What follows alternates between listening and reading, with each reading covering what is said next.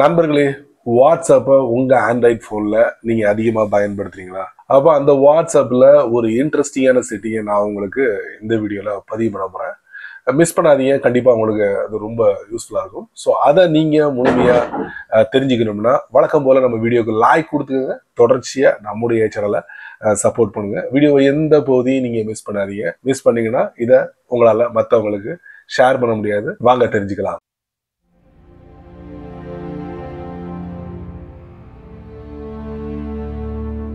வாட்ஸ்அப்பை பயன்படுத்துறவங்களுக்கு மெட்டாஏ எப்பவுமோ வந்துருச்சு. ஒரு சில இடங்கள்ல மட்டும் மெட்டாஏ டிஸ்பிளே பண்ணிக்கிட்டு இருந்தாங்க. காலப்போக்கில் பார்த்தீங்கன்னா வாட்ஸ்அப்ல இப்போ நிறைய இடங்கள்ல இந்த மெட்டாஏ வந்து அறிமுகப்படுத்த ஆரம்பிச்சிட்டாங்க. வீடியோ காலாக இருந்தாலும் சரி, அதே மாதிரி ஒருத்தருக்கு ஒரு ஃபோட்டோ அனுப்பும் போது, கேமராவை பயன்படுத்தி ஃபோட்டோ அனுப்பும் போது அங்கேயும் மெட்டாஏ வந்து அறிமுகப்படுத்திட்டாங்க.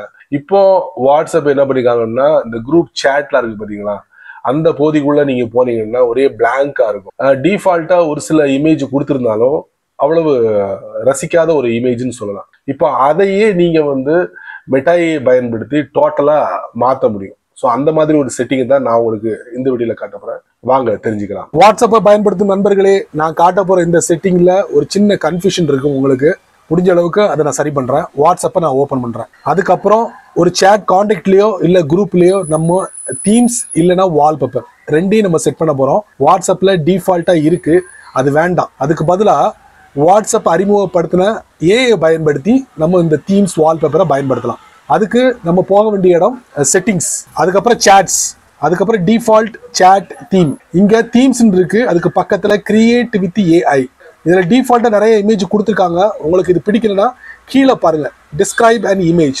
ஒரு இமேஜை நீங்க ரெடி பண்ண முடியும். நான் என்ன பண்ண போறேன்னா, டிஃபால்ட்டா இருக்கக்கூடிய ஒரு இமேஜை நான் சூஸ் பண்றேன். இதை நான் அப்ளை பண்றேன். பாட்டம் ரைட்ல ரைட் மார்க், அதுக்கப்புறம் இது லைட் மோடுக்கு மாத்துறேன். மாறிடுச்சா? அதுக்கப்புறம் டாப் ரைட்ல ரைட் மார்க், அப்புறம் செட் தீம். இப்போ சேட் பகுதிக்குள்ள போவோம். ஒரு சேட் கான்டாக்டோ இல்ல குரூப்போ நம்ம ஓபன் பண்ணுவோம். பேக்ரவுண்ட்ல அப்ளை ஆயிடுச்சு, டோட்டலா மாறிடுச்சு. இது எல்லாமே தீமோட வேலை. இப்போ நீங்க வால்பேப்பரையும் ஏஐ மூலியமா ரெடி பண்ணி அப்ளை பண்ண முடியும். வால்பேப்பர் கிரியேட் வித் ஏஐ, இதுல ஒரு இமேஜ் நம்ம செட் பண்ணுவோம். இப்போ நம்ம இதை அப்ளை பண்ணுவோம், லைட் மோடுக்கு மாத்துவோம். டாப் ரைட்ல ரைட் மார்க், பேக்ல போயிருவோம். ஒரு சேட் கான்டாக்ட் ஓபன் பண்ணுவோம். பேக்ல வால்பேப்பர் அப்ளை ஆயிடுச்சு, பட் சேட் பபிள்ல எந்த வித சேஞ்சஸும் நடக்கல. இதுல இருந்து என்ன தெரியுதுன்னா, வால்பேப்பர் வந்து பேக்ரவுண்ட்ல மட்டும்தான் ஆக்கிரமிக்கும். தீம்ஸ் வந்து அப்படி இல்லை, டோட்டலா எல்லாத்தையும் ஆக்கிரமிக்கும். சரி, உங்களுக்கு ஒரு சந்தேகம் ஏற்படலாம், எனக்கு ஒரு குறிப்பிட்ட சேட் கான்டாக்டுக்கு வேற தீமோ வேற வால்பேப்பரோ நான் அப்ளை பண்ணணும். உடனே அந்த கான்டாக்டை ஓபன் பண்ணுங்க. டாப் ரைட்ல 3 டாட், அதுக்கப்புறம் மோர், அதுக்கப்புறம் சேட் தீம். மறுபடியும் வாட்ஸ்அப்போட செட்டிங்ஸ்குள்ள நம்மளை கொண்டு போயிடும். இங்க நீங்க தீம்ஸை யூஸ் பண்ணலாம், இல்லைன்னா வால்பேப்பரை யூஸ் பண்ணலாம். வால்பேப்பரை யூஸ் பண்ணும்போது பேக்ரவுண்ட் மட்டும்தான் மாறும். தீம்ஸை நீங்க யூஸ் பண்ணும்போது டோட்டலா பேக்ரவுண்ட் அண்ட் சேட் பபிள் ரெண்டையும் ஆக்கிரமிக்கும் இந்த தீம்ஸ். எனக்கு எதுவுமே வேண்டாம்ப்பா, தீம்ஸும் வேண்டாம், வால்பேப்பரும் வேண்டாம், நான் கிரியேட் பண்ண ஏஐ மூலியமா அது எதுவுமே எனக்கு வேண்டாம்னா, ஃபர்ஸ்ட் தீம்ஸ் டாப் ரைட்ல 3 டாட், ரீசெட் தீம், சென்டர்ல ஒரு மெசேஜ் ஆயிடுச்சு. அப்புறம் வால்பேப்பர் இருந்துச்சுன்னா வால்பேப்பர், டாப் ரைட்ல 3 டாட், அதுக்கப்புறம் ரீசெட் வால்பேப்பர், சென்டர்ல ஒரு மெசேஜ், ரீசெட்.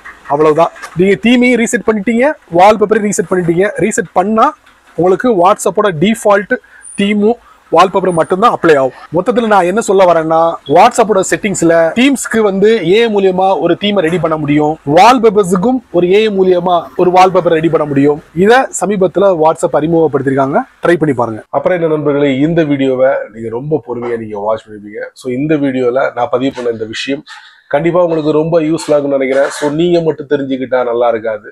அதனால யாரெல்லாம் வாட்ஸ்அப் அதிகமாக பயன்படுத்துறாங்களோ அவங்களுக்கு இது என்ன பண்ணுங்க, ஷேர் பண்ணி கொடுங்க. அவங்களும் இதோட பலனை அனுபவிக்கட்டும்.